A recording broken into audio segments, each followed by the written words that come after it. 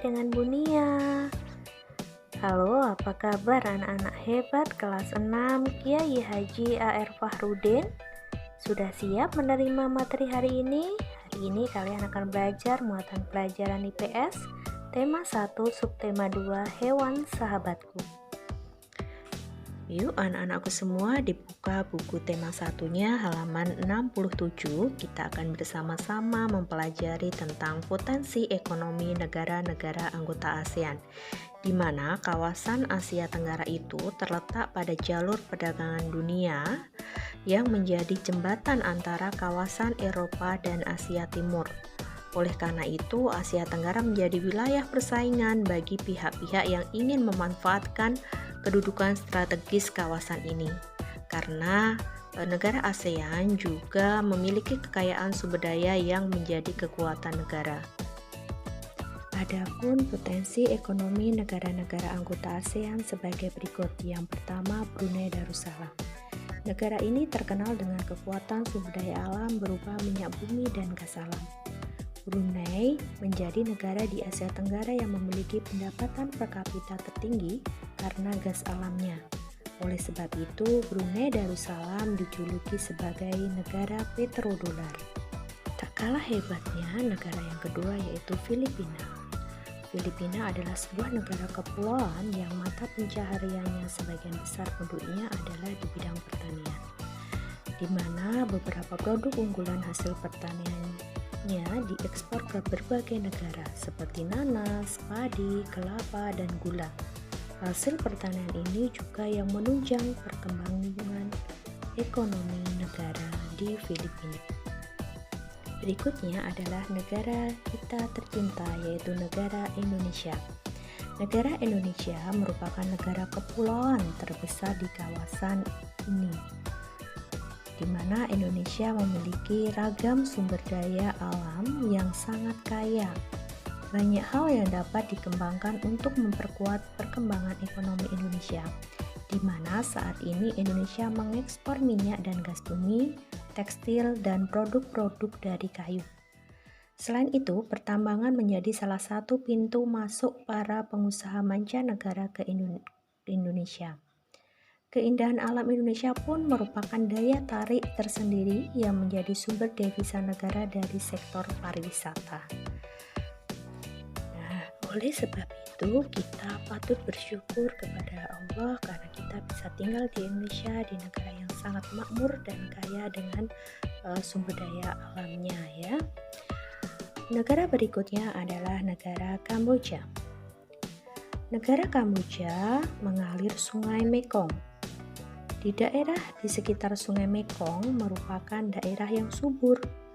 Mata pencaharian penduduk Kamboja adalah pertanian. Hasil pertanian Kamboja yang besar adalah padi dan karet.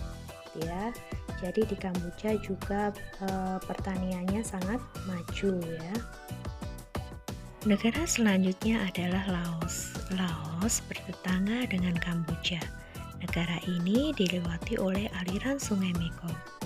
Sama seperti di Kamboja, kegiatan pertanian banyak dilakukan di sepanjang aliran sungai ini.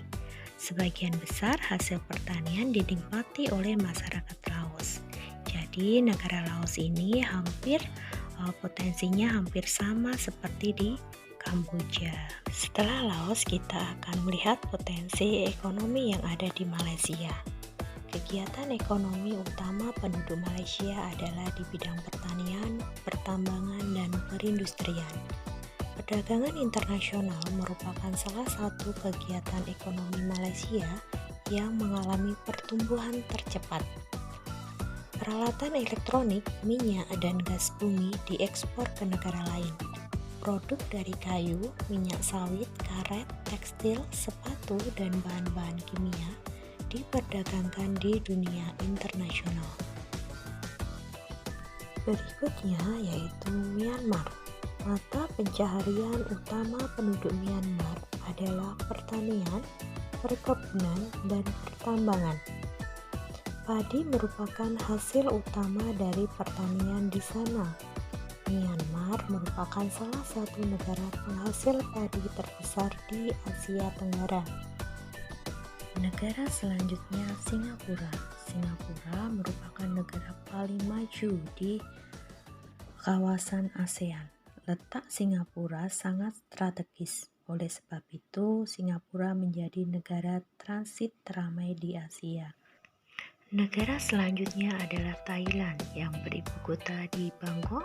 Thailand sering disebut sebagai lumbung padi di Asia Tenggara. Padi memang merupakan hasil pertanian terbesar dari negara ini. Selain itu, perkebunan, kehutanan, pertambangan, dan industri juga merupakan kegiatan ekonomi penduduk Thailand. Saat ini, penghasilan utama Thailand adalah sektor pariwisata, di mana keunikan bangunan budaya di Thailand menjadi daya tarik tersendiri bagi para wisatawan mancanegara. Itulah potensi ekonomi di negara Thailand. Negara yang terakhir adalah Vietnam. Setelah pulih dari perang, Vietnam mulai berkembang di berbagai sektor perekonomiannya. Pariwisata dan turisme mendukung perkembangan ekonomi. Bidang pendukung lainnya seperti usaha jasa di bidang perhotelan, restoran, serta transportasi juga turut berkembang pesat di negara Vietnam tersebut. Nah, anak-anak, demikian tadi potensi-potensi yang ada di negara-negara Asia Tenggara yang bergabung menjadi ASEAN. Hampir sama mata pencahariannya dalam sektor pertanian. Setelah kita mempelajari tentang potensi ekonomi, kita sekarang akan mempelajari tentang kegiatan ekonomi negara-negara ASEAN. Yang pertama, Indonesia. Indonesia mengekspor hasil bumi seperti timah, tembaga, besi, minyak, gas, dan nikel. Selain itu, Indonesia menghasilkan pupuk, tapioka, karet, kopi, kelapa sawit, dan tembakau. Ikan tuna, udang, dan teh juga diekspor ke negara lain. Yang berikutnya adalah Brunei Darussalam, di mana Brunei Darussalam terkenal sebagai pengekspor minyak mentah, gas alam, dan produk minyak. Berikutnya, Malaysia.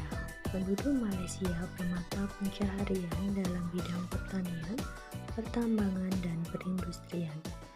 Pertambangan menghasilkan biji timah terbesar di dunia.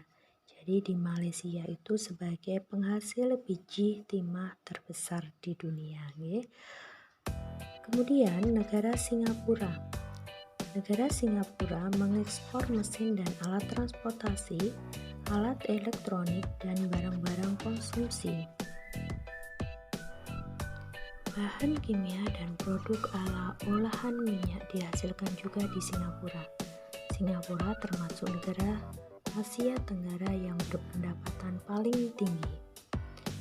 Mata pencaharian penduduk Thailand adalah pertanian, kehutanan, pertambangan, dan industri. Penghasil beras terbesar di Asia dan 3 sedunia, di mana Thailand dijuluki gajah putih, negara seribu pagoda, lumbung padi ASEAN. Jadi ada 3 julukan untuk negara Thailand. Selanjutnya adalah negara Filipina. Mata pencaharian penduduk Filipina adalah pertanian, pertambangan, dan industri. Komoditas ekspor Filipina terdiri atas gula, kopra, kayu, nanas, dan biji timah.